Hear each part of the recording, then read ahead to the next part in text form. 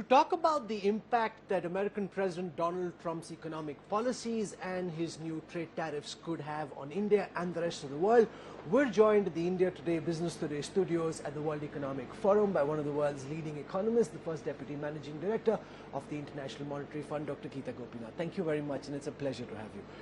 I want to start by asking you about what you're making of American President Donald Trump's determination to impose new trade tariffs. From the IMF's lens and from your own personal point of view, how do you see that pan out in actuality, belligerence versus reality? Rahul, always a pleasure to join you.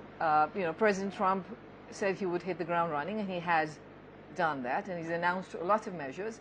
He's been more concrete on immigration and on energy, on tariffs, on trade policy more generally. He has pointed to intent, but we have yet to see what exactly he will do. The details matter, and the reason I'm saying that is because if you look at the tariffs that were done in 2018-19, the details didn't matter in terms of what products you put your tariffs on.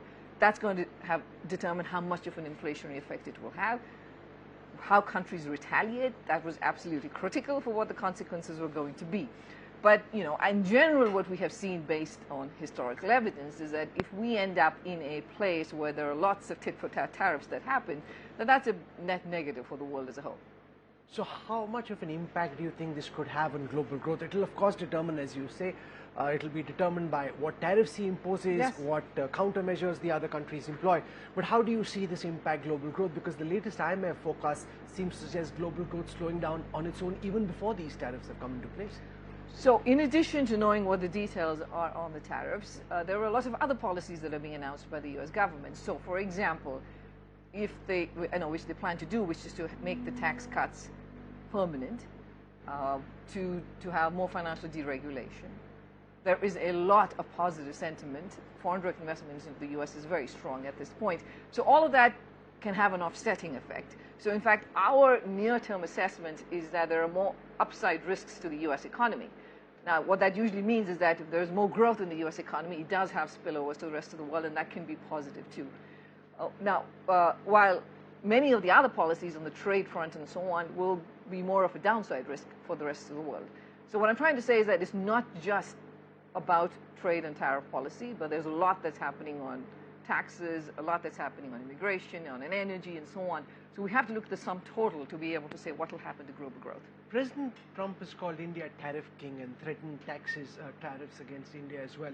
How do you see that impact the India-America bilateral trade and India's growth and India's desire to build its own economy at this time? This is going to be an environment where, the U.S. is going to have bilateral negotiations with all their trading partners to address what they feel are unfair trade practices, that the fact that their products get imposed higher tariffs than what the U.S. imposes on products coming out of other countries. And so, there is a valid point of whether this is a level playing field or not, and therefore I think countries will have to negotiate this. As you know, and I've said this before to you too, our view at the IMF is that India could afford to cut back on some of its tariffs just for its own sake, because this is an opportunity for India to plug itself into global supply chains. Everybody is looking to diversify, and I hear from almost everyone that India is a very attractive destination. But to be able to go in, you will need somewhat lower tariffs in India too. So that will help India directly. Again, but like I said, every country is going to be negotiating this. So there are two trends playing out simultaneously. One, India trying to attract some of the China Plus One investment into the Make in India story. The other, Donald Trump, determined to get companies to invest and manufacture in the United States. To what extent could that mar India's chances? You're saying reduce tariffs, plug into global supply chains, but you've also got America determined to pull manufacturing into mainland United States. But the U.S. is actually quite successful now in being able to attract investment into the U.S. So if you look at foreign direct investment around the world, the U.S. is an incredibly attractive destination. It's taking a bigger share of foreign direct investment flows. I think the best thing for India to do to offset some of that is actually to focus on the domestic reforms. In terms of what prevents people from going into India, it is about still the ease of doing business, the infrastructure, the ability to buy land or sell land, contract enforcement, those are the kinds of aspects that are more of a constraining factor.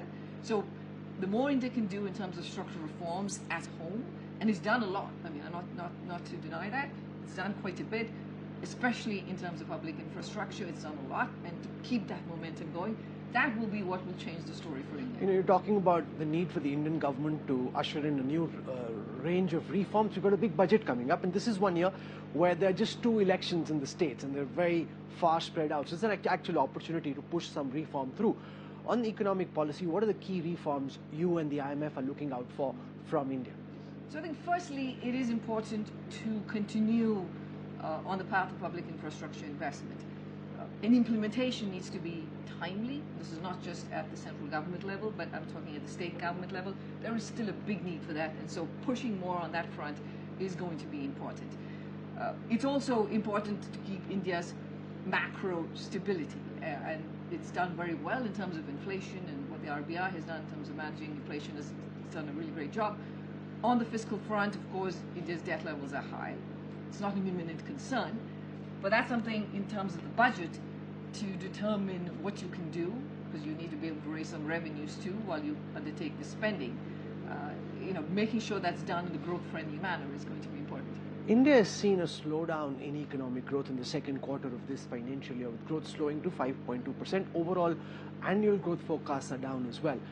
Now there's a big debate raging over whether this is a temporary slowdown caused by the elections, by the pullback in capex, by the government, or is this more cyclical? How do you come out on this debate? So the 5.2% we see as a temporary thing.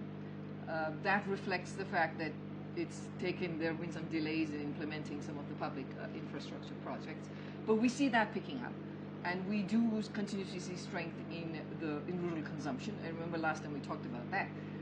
So for the fiscal year as a whole, our growth number is 6.5%. So we do expect to see a recovery. But for us, potential growth is also at 6.5%. So again, this comes back to, if you want to be able to raise potential growth by a lot more, you're going to have to do the structural reforms. So you've reduced what you think is India's potential growth in the medium term to about the mid 6%, right? 6.5%. Yeah, but I don't think we've been that far off from 6.5%.